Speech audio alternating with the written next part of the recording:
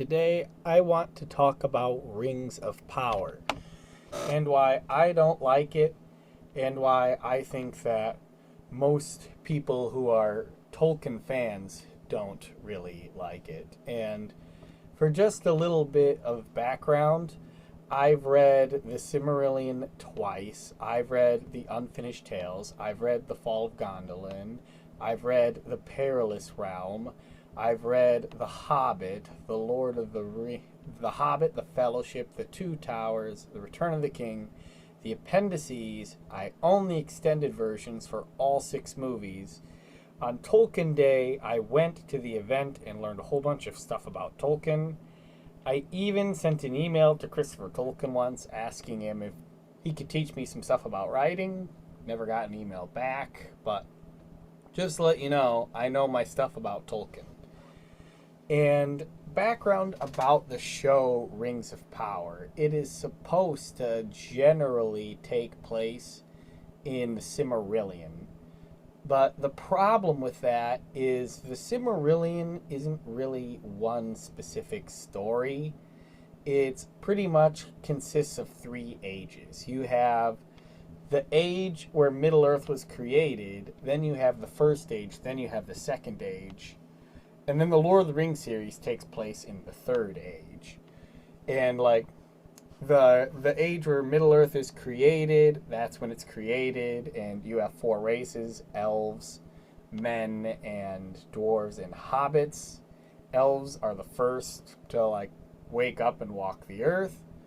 The first age is in a lot of ways the age of the elves, and you have the elvish version of Gondor, which is Gondolin, and you have Sauron's boss, who is a really big bad guy who essentially destroys Gondolin and a lot of the elvish kingdoms. And he does get defeated eventually, but that happens.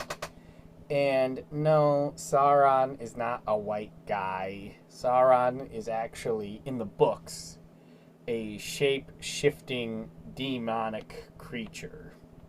Okay? And in the second age, I think that's in a lot of ways the age of the dwarves, because they're the only ones who walk out of the age on top. The second age involves a lot of stuff, like the fall of Numenor. Gondor is technically a kingdom that was created by the survivors of Numenor, and Numenor is a kingdom of half-elves. And then you also have the kingdoms of man, which were taken over by the Ringwraiths, and the elves were a lot weaker in this age to where they needed help to defeat Sauron, and that's essentially the second age. And I think actually in the books, Gandalf actually doesn't arrive until after the second age. The second age ends when Sauron is officially defeated. Now, I said all of this to say that the Silmarillion isn't one specific story. It's a whole bunch of different stories and a whole bunch of different eras of Middle-earth, and with a whole bunch of different characters. It's really, and it can get dry and wordy sometimes. It can be rewarding to read it because you pick up all the references, but it's not the sort of thing you should base a series off of. So I don't like that they chose to make a show that involves the Silmarillion. That was pretty unwise. But also, another thing why I don't like the Rings of Power in general is, if you think about it, Amazon was pretty underhanded when they got the permissions to make the Rings of Power show. Because if you don't know, the movies that we have today weren't the first time Tolkien tried to make movies for the Lord of the Rings. There were other attempts that were actually rejected by Tolkien. He's very strict. And he's also close friends with C.S. Lewis, and they both fought in World War II. But I'm saying all this to say that Tolkien's dead, and, well, C.S. Lewis is stepdad, and Christopher Tolkien the son died, well, recently, and he has been repeatedly denying permission. Amazon and other companies have been repeatedly trying to buy the rights, and Christopher Tolkien has been repeatedly saying no. So what Amazon pretty much did is just wait for the owners of the Lord of the Rings to die so they can quickly buy the series at a relatively cheap price, which this isn't like Star Wars where George Lucas sold the rights and everything. No, they kind of just waited for the authors to die so they can just buy it. So I don't like it also because of that underhandedness. But also,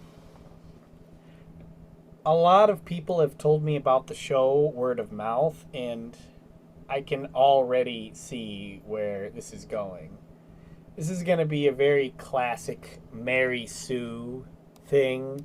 It's going to be essentially Rey Skywalker, but with a sword, and she'll probably have a magic ring, and she'll probably be an elf, and she'll probably hold the sword of Narsil before Isildur does, and it's pretty ridiculous. And a lot of people, when they tell me about the show, they actually complain about the quality of the storytelling.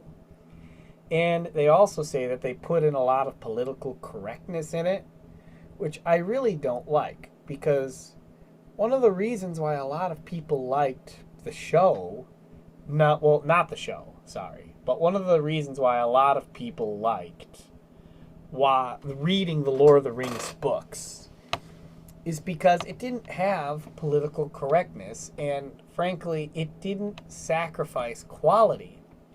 People who read a Tolkien book expect really high quality storytelling. They expect character development. They expect epic plots. They expect to be able to read the story and not have to turn their brain off. You can keep your brain on and you can essentially enjoy the story.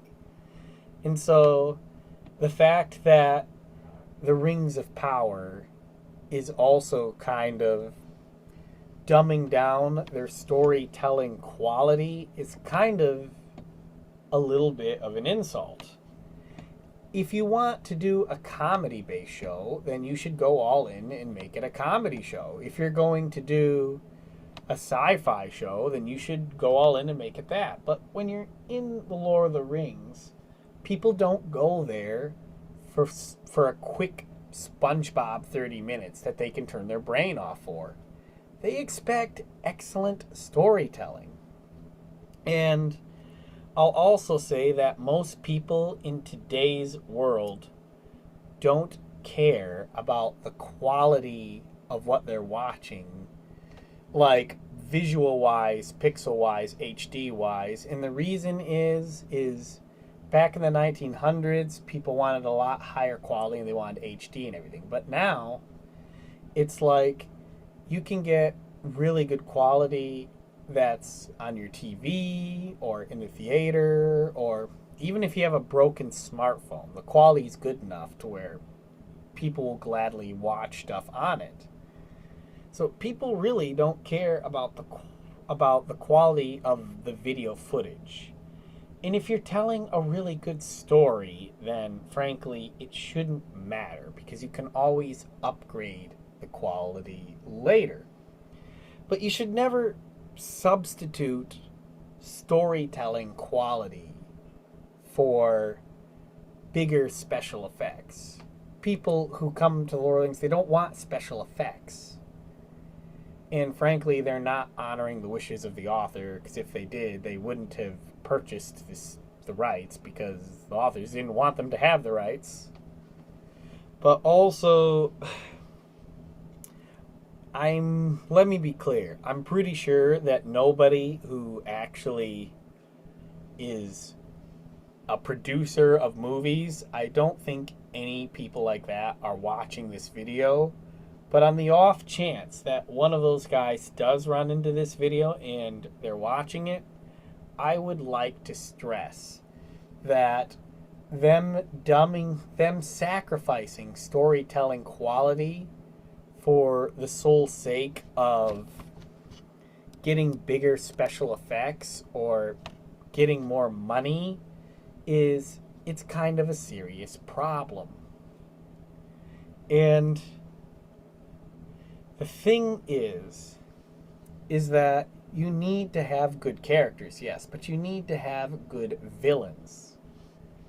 And if your reason for having a villain is that he's just white, that's not a compelling villain. Villains need to have reasons behind what they do. And they don't have to be particularly good villains, but they need to be compelling characters with motives of their own. You need to at least be able to understand where they're coming from. Crafting an appropriate villain is like just as important as crafting a good hero. And frankly, in C.S. Lewis, you had a queen that was the bad guy, and in Lord of the Rings, there's the evil shapeshifter Sauron and his boss, who's the bad guy. And in other movies, you have it so that the main character are their own bad guy because their bad habits are stopping themselves. It's like the bad guy doesn't need to be white for him to be compelling. And if it does for you, then maybe that's just a sign that you're just a lousy storyteller.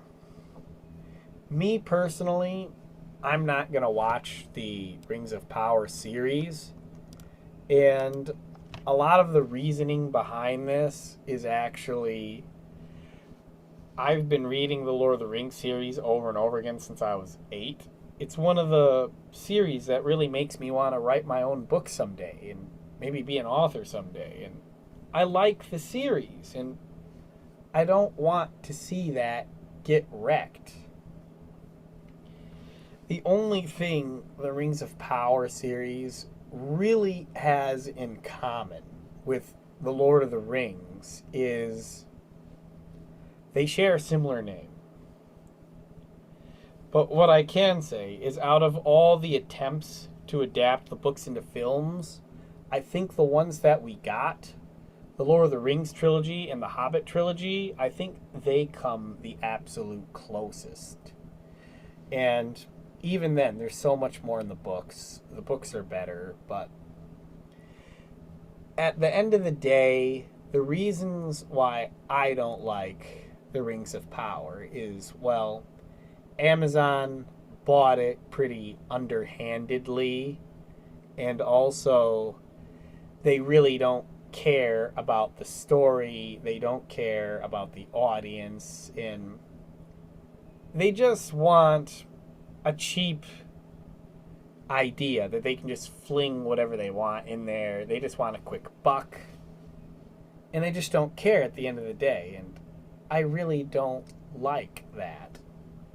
And at the end of the day, that's why I really dislike Rings of Power. So thank you for listening, and this is Professor Sassafras signing out.